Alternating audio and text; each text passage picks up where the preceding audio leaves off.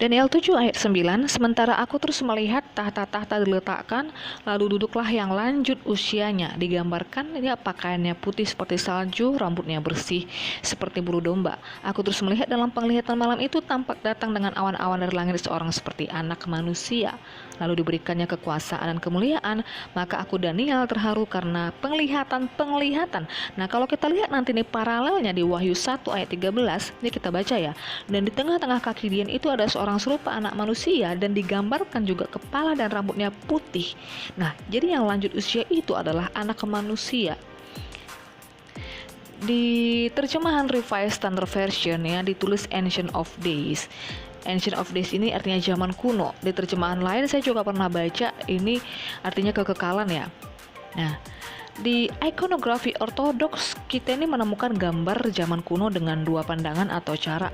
Kadang-kadang Yesus Kristus digambarkan sebagai orang yang tua, sebagai simbol atau menunjukkan dia sudah eksis dari kekekalan, dan kadang dia juga sebagai orang yang muda, sebagai gambaran inkarnasinya. Lanjutannya ya silakan baca di link yang saya kasih di sini ya. Nah, ini agenda juga tulisan dari Dionysius. Tuhan yang Maha Kuasa disebut yang lanjut usia karena dia dalam segala zaman dan waktu. Sebelum zaman dan waktu dia adalah waktu dan hari yang menetapkan waktu dan zaman. Dalam manifestasi ilahi yang sakral dan mistik, digambarkan baik tua maupun muda. Yang pertama menandakan yang kuno sebagai yang awal, yang kedua yang tidak pernah menjadi tua. Keduanya mengajarkan ia melampaui segala hal.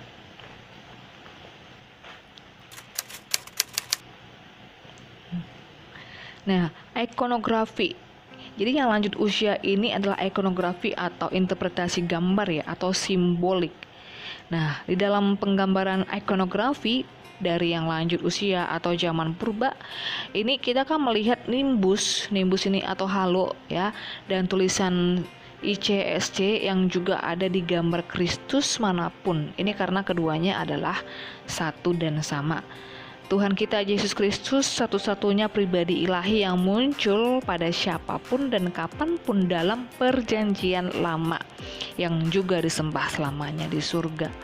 Kalau Anda bisa lihat lingkaran yang ada di atas kepala gambar ini adalah halo. Halo ini adalah lingkaran atau mahkota cahaya yang ada di kepala. Gambar ini boleh diterima atau enggak ya, ini hanya sekedar simbol untuk ikon aja. Jadi setiap ikon itu punya ciri khas khusus, misalnya Petrus beda dengan Andreas, gitu juga dengan ikon Yesus. Ikonografi Yesus itu begini, jadi di dalam halo itu ada salib, dan tulisan itu di kiri kanan ada ICST. Jadi ikonografi yang lanjut usia dan Yesus itu selalu digambarkan sama. Nah, ini bisa dilihat ya, nih, Ichi-Iosos Christos. Nah, Daniel berkata yang lanjut usia atau zaman kuno datang dengan awan. Kristus berkata dia akan datang di atas awan dengan kekuasaan dan kemuliaannya. Ada di Matius itu ya. Dan kemudian Daniel berkata yang zaman kuno datang untuk menghancurkan kekuasaan binatang yang akan melemahkan orang kudus dan akan menang melawan mereka. Nah, Kristus berkata dia akan mempersingkat hari dan datang demi orang pilihan.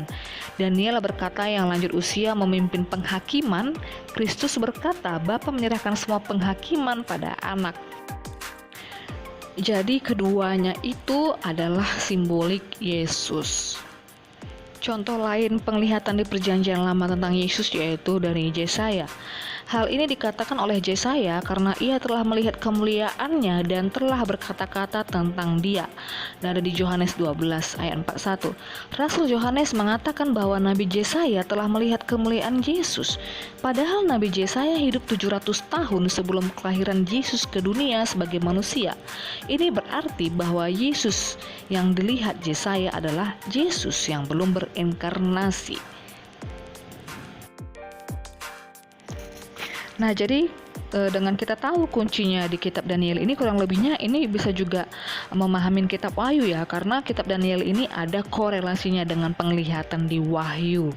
Nah, contohnya di pasal 5 ayat 7, lalu datanglah anak domba itu dan menerima gulungan kitab itu dari tangan dia yang duduk di atas tahta. Jadi anak domba dan yang duduk di atas tahta itu adalah Yesus. Kita baca di Daniel 7, aku terus melihat dalam penglihatan malam itu tampak datang dengan awan dari langit seorang seperti anak manusia. Ayat ini dikutip Yesus ketika imam besar bertanya, apakah dia Mesias? Jawab Yesus, ya akulah dia, dan kamu akan melihat anak manusia duduk di sebelah kanan yang maha kuasa dan datang di tengah-tengah awan di langit. Ada di Markus 14 ayat 62. Kemudian di Daniel 7 ayat 14, lalu diberikannya kepadanya kuasa dan kemuliaan dan kekuasaan sebagai raja, dan kerajaannya ialah kerajaan yang tidak akan musnah. Ucapan Yesus dalam Yohanes 18 ayat 36 pun seperti ini ya, kerajaanku bukan dari dunia ini. Dan ia akan menjadi raja atas kaum keturunan Yakub sampai selama-lamanya, dan kerajaannya tidak akan berkesudahan. Ini juga dikonfirmasi di Lukas 1 ayat 33. Kemudian kita lihat di Yesaya 66 ayat 1, beginilah firman Tuhan, langit adalah tahtaku dan bumi adalah tumpuan kakiku. Rumah apakah yang akan kamu dirikan bagiku dan tempat apakah yang akan menjadi perhentianku? Yang berfirman atau bersabda adalah Tuhan atau kapital ya, Yahweh. Yahweh Elohim dipanggil Bapa oleh bangsa Israel. Yesus adalah Yahweh. Nah, jadi di tahta hanya ada Yesus. Yesus adalah Bapa itu sendiri, hanya ada seorang. Kita lihat paralelnya di Wahyu 4 ayat 2-3. Segera aku dikuasai oleh roh dan lihatlah sebuah tahta terdiri di surga, dan di tahta itu duduk seorang. Nah, bagaimana otoritas yang seorang ini? Bandingkan dengan Ibrani 8 ayat 1, inti segala yang kita bicarakan itu ialah kita mempunyai imam besar yang demikian, yang duduk di sebelah kanan tahta yang maha besar di surga. Cetak tebal tuh imam besar ya. Ini ada bahasa aslinya Yunaninya. Trono adalah kata tronos, tahta, singgasana dalam kasus genitif atau menyatakan milik atau sumber. Korelasi ayat kita lihat di Matius 25 ayat 31. Apabila anak manusia datang dalam kemuliaannya dan semua malaikat bersama-sama dengan dia, maka ia akan bersemayam di atas tahta kemuliaannya. Anak manusia bersemayam di atas tahta kemuliaannya. Ia yang bersemayam di atas tahta kemuliaan adalah imam besar yang merupakan anak manusia itu sendiri, yang merupakan pemilik dan sumber tahta itu. Jika raja adalah pemilik tahta, pemegang kekuasaan tertinggi, lalu bagaimana ada oknum yang lain yang berbeda yang memberi kekuasaan? Jika raja adalah sumber yang membuat suatu kerajaan dan sumber penghakiman, dan di Wahyu 5 ayat 13 dikatakan berkat dan hormat dan kemuliaan dan kekuasaan sampai selama-lamanya bagi dia yang duduk di atas tahta dan bagi anak domba. Sudah jelas dia pemegang kekuasaan tertinggi.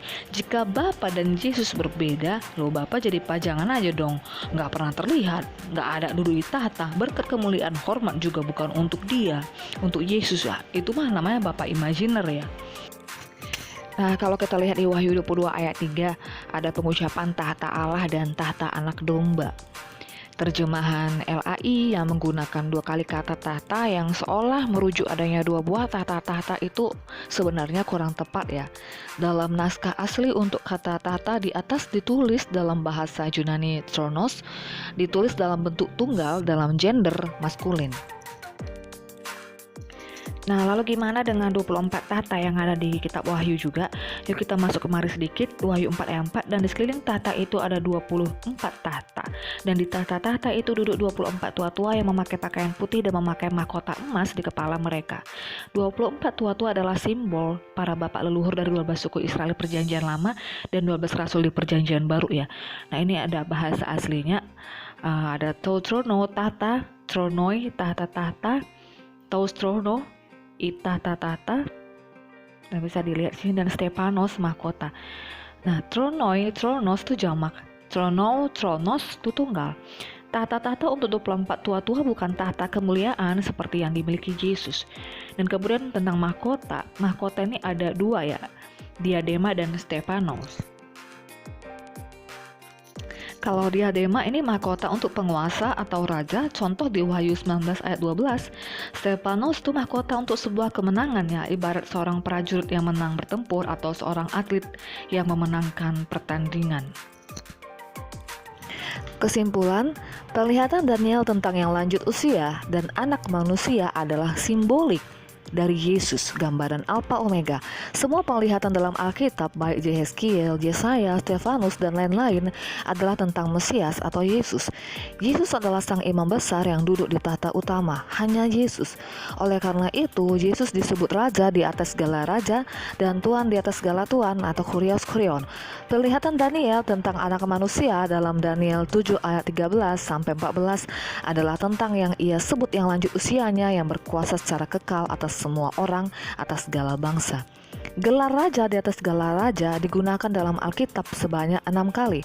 Gelar ini 1 kali diterapkan kepada penguasa satu-satunya, yaitu Allah Bapa di 1 Timotius 6 ayat 15, dan 2 kali diterapkan kepada anak domba atau Yesus, itu di Wahyu. 3 lainnya, Esra, Yehezkiel, Daniel, itu mengacu ke Artasasta atau Nebukadnezar, raja-raja yang menggunakan ungkapan untuk menyatakan kedaulatan mutlak mereka atas kerajaan mereka masing-masing, atau Persia dan Babel. Terjemahan LAI cukup tepat ya, membedakan frase raja di atas segala raja untuk Yesus dengan huruf kapital di awal kalimat. Ungkapan Tuhan dari segala Tuhan digunakan dengan sendirinya dalam kitab suci 2 kali dan mengarah pada Allah Bapa.